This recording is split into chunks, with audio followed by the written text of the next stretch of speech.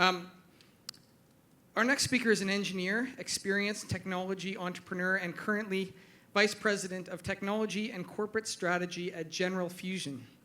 Headquartered in Burnaby, General Fusion is developing the fastest, most practical, and lowest cost path to commercial fusion energy. The company was established in 2002 and is supported by a global syndicate of leading energy venture capital funds, industry leaders, and technology pioneers. Prior to joining General Fusion in 2010, he co-founded Energate Inc. and pioneered many of the technologies and standards to integrate residential energy management into the smart grid.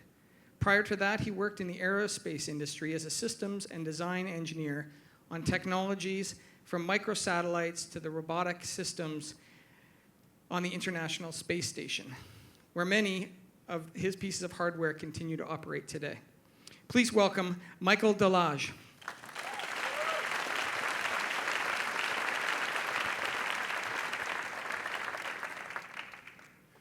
All right, so we're going to get a little technical and talk about fusion.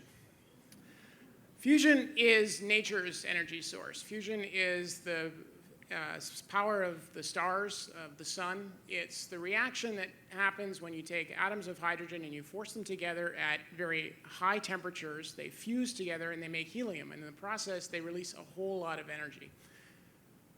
And if we can harness that energy source here on Earth, it would be amazing. It would be something that is safe and clean.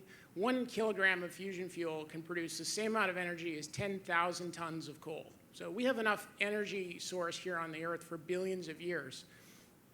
And we could build these things anywhere. Fusion machines would run 24/7. You could build them close to cities and centers of demand. The challenge is that on the sun, you've got this wonderfully big crushing gravity to create the conditions for fusion. And we can't really do that on Earth. We don't quite have that scale. So we have to come up with new ideas and different technologies to try and figure out how are we going to do fusion.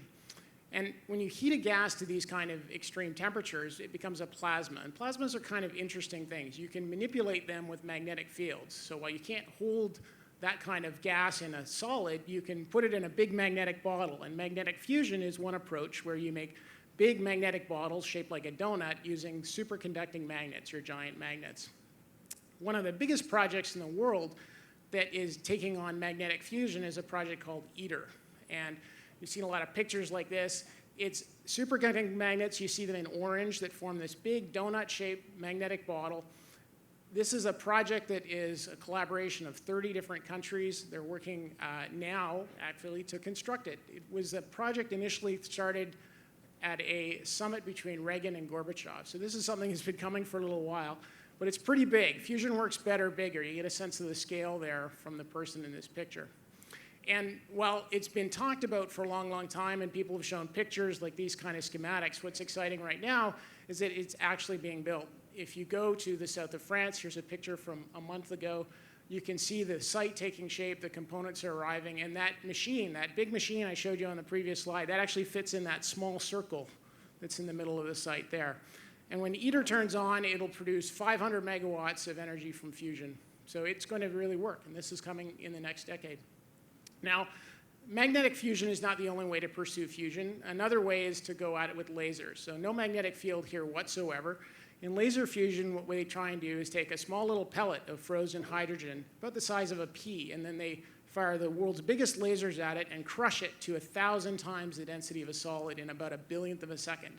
So you get a flash of fusion energy produced. And the biggest of these facilities, the National Ignition Facility in Livermore, California, about a year and a half ago, they actually announced some pretty big steps forward. I kind of like to think that maybe Scotty dropped by to give them some tips, since the engine room of the Enterprise seems to look an awful lot like the core of the National Ignition Facility. What's awesome going on right now, though, is that aside from these big government projects, there is a wave of new innovative companies that are starting to take on this challenge of fusion. They're not willing to wait 15, 20, 30 years. They want to get it done in the next 10 years. And General Fusion is one of those leaders. These groups have worked in concert with government labs and are building on the decades of science that's gone in. And they really see an opportunity because magnetic fusion is very low density, very continuous operation, where laser fusion is very fast and pulsed. And between them, there's a huge amount of space. in terms of density. So this is an opportunity for new ideas, and that's what general fusion is all about. So this is what our system is going to look like. It's a sphere filled with liquid metal, molten metal, that's spun around in a circle to open a hole in the center. Into that hole in the center, we shoot plasma from the top and bottom, and then all around it is a big array of pistons, like hammers, that create a pressure wave going into the middle of this sphere, crushing the plasma up to fusion conditions.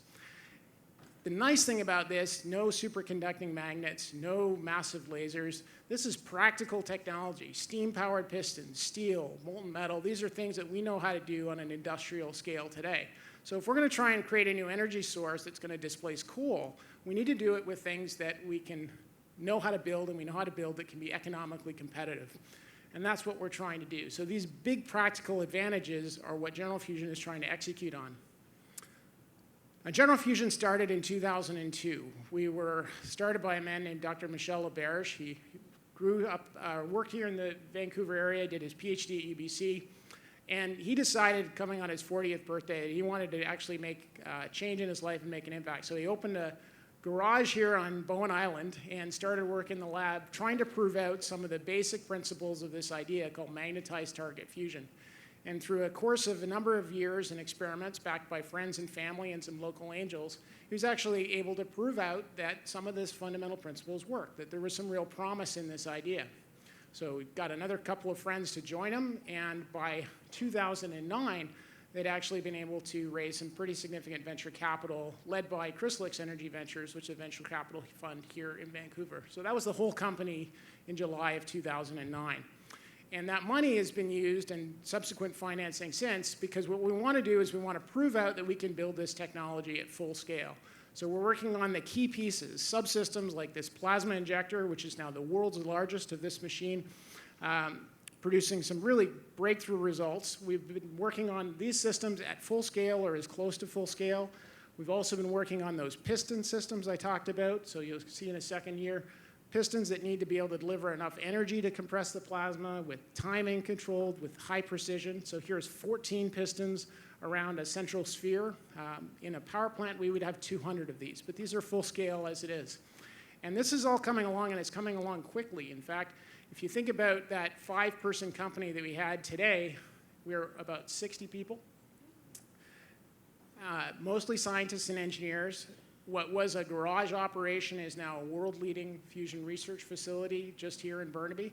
We get people visiting scientists come to see us from all around the world, and I'm really proud to be part of this team. It's a passionate, dedicated team working really hard, trying to make this happen and happen soon because we need it. And if we can pull it off, what fusion would mean to the world is clean energy everywhere, forever. Thanks.